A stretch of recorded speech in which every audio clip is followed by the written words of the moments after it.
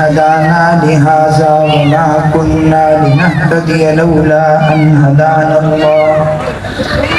لقد جاءت رسل ربنا بالحق وصلى الله تعالى على خير خلقه محمد وعلى آله وأصحابه وأهل بيته أجمعين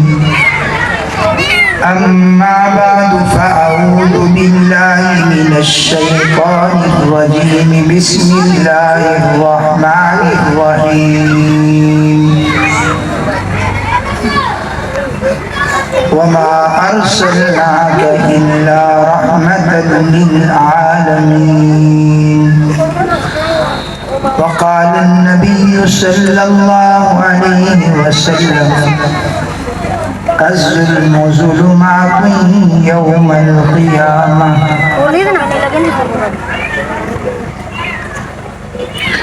أو كما قال عليه الصلاة والسلام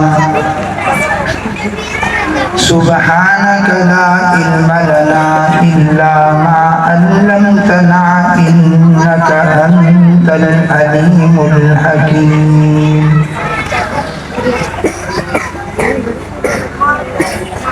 یہ پروگرام سیرت النبی صلی اللہ علیہ وسلم کے عنوان سے معنون ہے اور اسی ضمن میں کچھ طلباء کی تکمیل قرآن پاک کی تقریب بھی ہے اور کچھ طالبات کی اور ابھی جو انعامات دیے گئے ظاہری بات ہے یہ اسی طرف مشیر ہیں کہ یہاں جو مدرسہ ہے جو حاجی عمر صاحب اور دیگر معززین حضرات کی زیر سرپرستی یا زیر نگرانی قائم ہے اور جس میں حضرت مولانا نوید صاحب اور ان کے دیگر رفقا پڑھا رہے ہیں تو انعامات سے یہی بات ظاہر ہوتی ہے کہ یہ طلباء امتحانات میں امتیازی حیثیت سے کامیاب ہوئے اور انہیں اعزازی طور پر انعام دیا گیا اور ایسا صرف آپ کے گاؤں اور آپ کے علاقے میں اور آپ کی بستی میں نہیں، الحمدللہ ہمارے اکابرین ساری دنیا میں صرف پاکستان میں نہیں، صرف صوبہ سندھ میں نہیں، صرف ٹنڈو الیار ضلع میں نہیں، صرف حیدرآباد ڈویژن میں نہیں، بلکہ دنیا میں جہاں انسانیت بسی ہوئی ہے الحمدللہ وہاں علماء دیوبند کے فرزند اشاعت قرآن تبلیغ دین کا کام بہترین اور کامل انداز میں کر کے دکھا رہے ہیں۔ پچھلی ایک جگہ ایک تقریب تھی تکمیل قرآن پاک کی، میں نے وہاں ایک دعویٰ کیا، میں نے کہا کہ کوئی دن ایسا نہیں آتا کہ سورج طلوع ہو اور کسی نگر اور کسی بستی اور کسی علاقے یا کسی شہر میں کوئی بچہ مکمل قرآن پڑھ کر یعنی اس نے تکمیل قرآن نہ کی ہو، ایسا دن کوئی نہیں گزرتا۔ الحمدللہ قرآن کی بہاریں بتلا رہی ہیں کہ علماء دیوبند اپنے کام کو بہترین انداز میں کمال درجے میں پورا کر کے دکھلا رہے ہیں۔ خواہ وہ کوئی میدان ہو، خواہ وہ درس و تدریس کا میدان ہو یا مناظرے کا میدان ہو یا پارلیمنٹ ہو یا کسی جگہ مباحثہ کرنا ہو، کہیں اپنے دعوے کو دلیل سے مزین کرنا ہو، کہیں کسی کفر کے دجل کو واضح کرنا ہو، کہیں کبھی کسی کافر کے کذب کو واضح کرنا ہو، خواہ وہ کفر کسی انداز میں بھی آئے، الحمدللہ علماء دیوبند کے نمائندے اور فرزند ان لوگوں کا کلا کما کرتے ہوئے نظر آ رہے ہیں۔ اور انشاءاللہ زمین کے کسی خطے میں کوئی فتنہ برپا ہوگا، الحمدللہ قاسم العلوم والخیرات کے تربیت یافتہ لوگ اس فتنے کی گردن توڑ کے رکھ دیں گے، اسے جینے نہیں دیں گے۔ اور اس کی واضح مثال کچھ ہی دن پہلے کچھ تماشا کرنے والے لوگ کھڑے ہوئے، ایک گستاخ رسول کو واصل جہنم کیا گیا، سرکاری طور پر کارروائی ہوئی، وہ واصل جہنم ہوا۔ کچھ کھڑے ہو گئے کہنے لگے جی تحقیق نہیں ہوئی تھی، مگر علماء دیوبند نے ان لوگوں کا جو عاشق رسول تھے ان کے ساتھ کھڑے ہو کر ان کی دلجوئی کر کے دنیا کو بتلایا کہ جہاں رسول اللہ صلی اللہ علیہ وسلم کی گستاخی ہوگی وہاں عاشق رسول علماء دیوبند کی صورت میں کھڑے نظر آئے، اور نظر آئے۔ ایسا نہیں ہوا۔ آپ اگر مفتی محمود کانفرنس کا دوسرا رخ دیکھیں گے جو میرپور خاص میں منعقد ہوئی تو اس نے اپنا رخ اور اپنا انداز اور اپنا مجمع اور اپنا ولولہ اور اپنا جوش دکھلا کر یہ بات واضح کر دی کہ علماء دیوبند کے فرزند کل بھی پاتے تھے اور آج بھی پاتے۔ اس لیے میں نے یہ عرض کیا، آپ کہیں گے جی فلسطین کا مسئلہ، میں نے کہا یہ عشاق جن کا تعلق علماء دیوبند سے ہے، اگر مسئلہ فلسطین ہے سب سے آگے صف اول میں کھڑے ہوئے لوگ علماء دیوبند کے فرزند ہیں، خواہ وہ قائد جمعیت حضرت مولانا فضل الرحمان صاحب کی صورت میں ہوں، خواہ وہ شیخ الاسلام حضرت مولانا مفتی تقی عثمانی کی صورت میں ہوں، خواہ وہ وفاق المدارس العربیہ کے ناظم اعلیٰ قاری محمد حنیف جالندری کی صورت میں ہو، یہ وہ لوگ ہیں جن کا تعلق دارالعلوم دیوبند سے ہے، یہ وہ لوگ ہیں جن کا تعلق حضرت شیخ الہند سے ہے، یہ وہ لوگ ہیں جن کا تعلق علامہ انور شاہ کشمیری سے ہے، یہ وہ لوگ ہیں جن کا تعلق قاسم العلوم والخیرات مولانا قاسم نانوتوی سے ہے، یہ وہ لوگ ہیں جن کا تعلق امیر شریعت سید عطا اللہ شاہ بخاری رحمہ اللہ سے ہے۔ لوگ کہتے ہیں جناب وہ کچھ عرصہ پہلے ایسا ہوا، ایک دوسری ٹیم کا بندہ نمایاں ہوا، لوگ بڑے اچھلے، جو سنت ہوتی ہے وہ ہر جگہ پائی جاتی ہے، جو بدعت ہوتی ہے وہ ہر جگہ پائی نہیں جاتی، بدعت کہیں ہے کہیں نہیں ہے، اور سنت ہر جگہ پائی جاتی ہے، اور سنت کے متبع لوگ ہر دور میں ہر وقت پائے جاتے ہیں۔ ایسا نہیں ہوتا کسی وقت جوش ہو اور کسی وقت ٹھنڈے ہوں، نہیں، وہ شروع سے ہوتے ہیں اور درمیان میں بھی ہوتے ہیں اور آخر تک رہتے ہیں۔ اور علماء دیوبند کی داستان یہی ہے، جب بھی کوئی گستاخ رسول کھڑا ہوا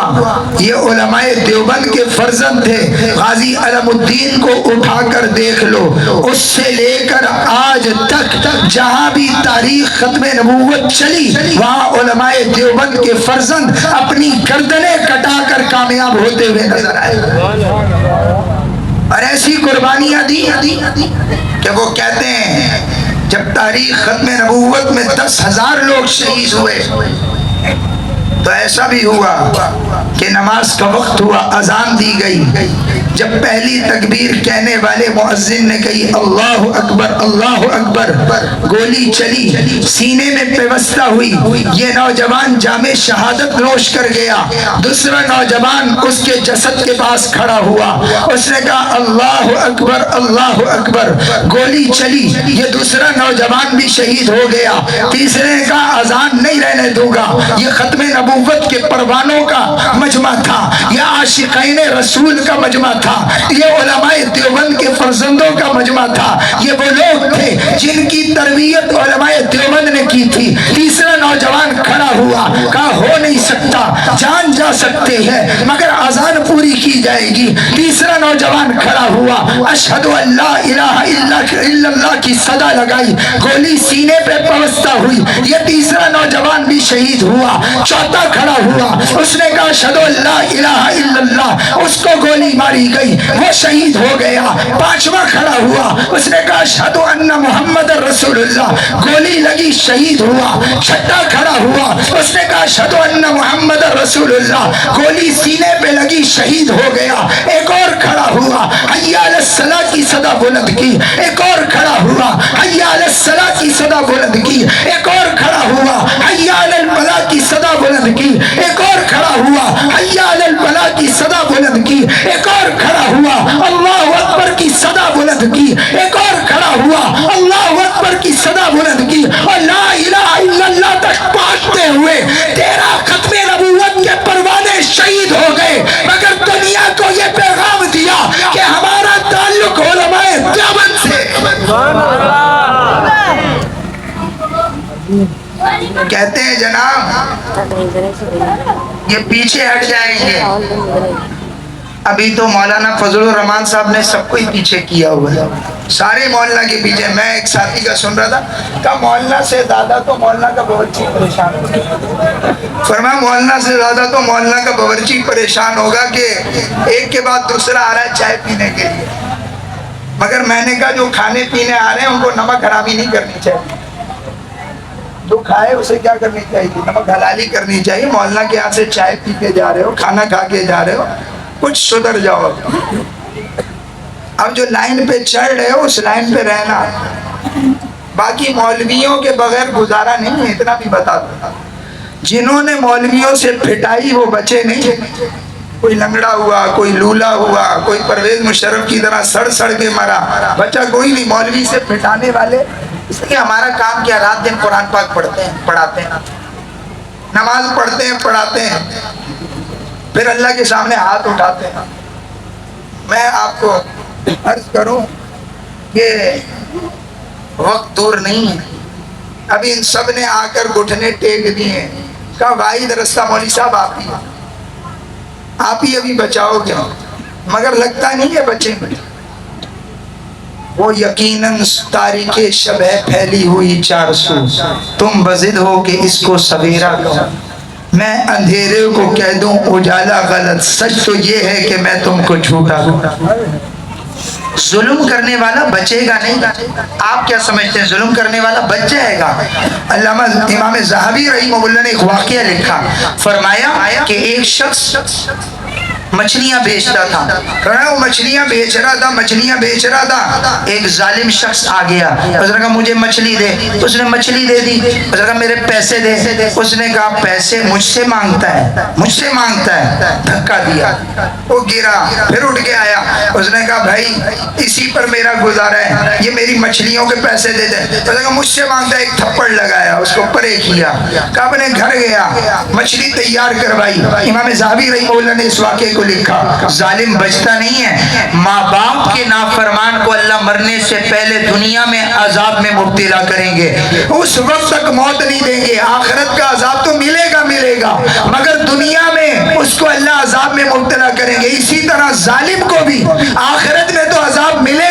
گا مگر دنیا میں بھی وہ عذاب میں مبتلا ہوگا۔ امام ابو داؤد شریف میں یہ روایت ہے، فرمایا امام ذہبی رحمہ اللہ فرمانے لگے، فرمایا وہ گھر میں میں ظالم مچھلی بنوانے کے بعد کھانے لگا، کھاتے کھاتے مچھلی کا کانٹا اس کی انگلی پر لگا، جب انگلی پر لگا زہر پھیل گیا، پیپ بھر گیا، تکلیف سے پریشان چیختا چلاتا طبیبوں کے پاس گیا، طبیبوں نے کہا حل یہ کہ انگلی کٹے گی، انگلی کاٹ دی گئی، کچھ دن گزرے ہاتھ کی ہتھیلی تک درد ہونے لگا، پیپ معاد بھر گیا، پھر آیا آ کر کہنے لگا طبیبوں کو مجھے اس سے نجات دلاؤ، طبیبوں نے کہا نجات تب ملے گی جب تیرا ہاتھ ہتھیلیوں سے کاٹا جائے گا، کہا چلو میرا ہاتھ ہتھیلیوں سے کاٹ دو، کہا ہتھیلیوں سے ہاتھ کاٹ دیا گیا، پھر ہاتھ کا درد اور بڑھا، پیپ معاد اور بڑھا اور یہاں کچلہو پہنچ گیا، طبیبوں نے کہا اب ہاتھ کونیوں سے کاٹا جائے گا، پھر کونیوں سے ہاتھ کاٹ دیا گیا، 3 مرحلے آ گئے، پہلے انگلی کٹی، پھر ہتھیلی تک ہاتھ کٹا، پھر کونیوں تک ہاتھ کٹا، اب زہر پھیلا، معاد پیپ یہاں جمع ہو گئی، پھر طبیبوں کے پاس آیا، کہا رات کو چین نہیں آتا، رات کو نیند نہیں آتی، دن میں سکون نہیں آتا، دن میں چین نہیں آتا، اس کا حل کیا ہے؟ طبیبوں نے کہا حل اس کا یہ ہے کہ پورے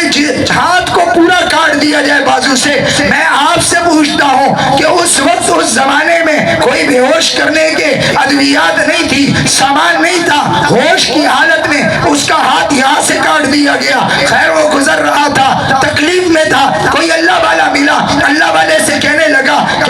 پہلے میری انگلی کٹی، پھر میری ہتھیلی تک ہاتھ کٹا، پھر کونیوں تک ہاتھ کٹا، اب بازو سے ہاتھ کٹ چکا ہے، میں بڑے عذاب میں مبتلا ہوں، میں بڑی تکلیف میں مبتلا ہوں، بڑی بے چینی کا شکار ہوں، مجھے بتلائے میں کیا کروں؟ وہ اللہ کہنے لگے، وہ اللہ والے کہنے لگے لگتا ہے تو نے کسی پر ظلم کیا ہے۔ اس نے کہا میں نے ایک شخص سے مچھلی لی، امام ذہبی رحمہ اللہ نے اس واقعے کو لکھا، فرمایا میں نے کسی سے مچھلی لی، وہ غریب تھا، وہ پیسے مانگ رہا تھا، میں نے دھکا دے دیا، میں نے اس کے منہ پہ تھپڑ مارا، تو مجھ سے پیسے لے گا، میں نے آج تک کسی کو نہیں دیے، کہا یہ اسی کا عذاب ہے، اس کو ڈھونڈ اور معافی مانگ۔ میں اتنا کہتا ہوں ظالموں اپنی قسمت سے نازا نہ ہو، وقت بدلے گا، یہ وقت کی بات ہے، وہ یقیناً سنے گا صدائیں میری، کیا تمہارا خدا ہے ہمارا نہیں، حالات کیسے بھی ہوں وقت نے بتلا دیا۔ وہ جو چیختے تھے چلاتے تھے فنکاریاں دکھاتے تھے ناچتے تھے تانو تشریح کیا کرتے تھے، آج وہ مولانا کے در پہ آ کر بیٹھے ہیں، یہ کھلی دلیل ہے کہ فاتح علماء دیوبند کے فرزند ہیں۔ اسی لیے کہتا ہوں سحر کی خوشیاں منانے والوں سحر کے تیور بتا رہے ہیں کہ اپنی اب اتنی گھٹن بڑھے گی کہ سانس لینا حرام ہوگا، اور سکوت صحرا میں بسنے والوں ذرا دلوں کا مزاج سمجھو، آج کا دن سکون سے گزرا تو کل کا موسم خراب ہوگا، اور رہے گی سادہ کتاب کب تک، کبھی تو آغاز باب ہوگا، جنہوں نے بستیاں اجاڑ ڈالی کبھی تو ان کا حساب ہوگا، اور عظمت باطل دھوکا ہے، یہ صدوت کافر کچھ بھی نہیں، مٹی کے کھلونے ہیں سارے، یہ کفر کا لشکر کچھ بھی نہیں، اسلام اگر منظور نہیں، قرآن اگر دستور نہیں تو لعنت ہے اس آزادی پر، یہ تخت و لشکر کچھ بھی نہیں، اغیار سے کہہ دو پیش کرے اخلاص و مرفت کی دولت، اور کردار سے قومیں بنتی ہیں، گفتار کے چکر کچھ بھی نہیں۔ میں علماء کی موجودگی میں الحمدللہ یہ بات فخر کے ساتھ کہتا ہوں،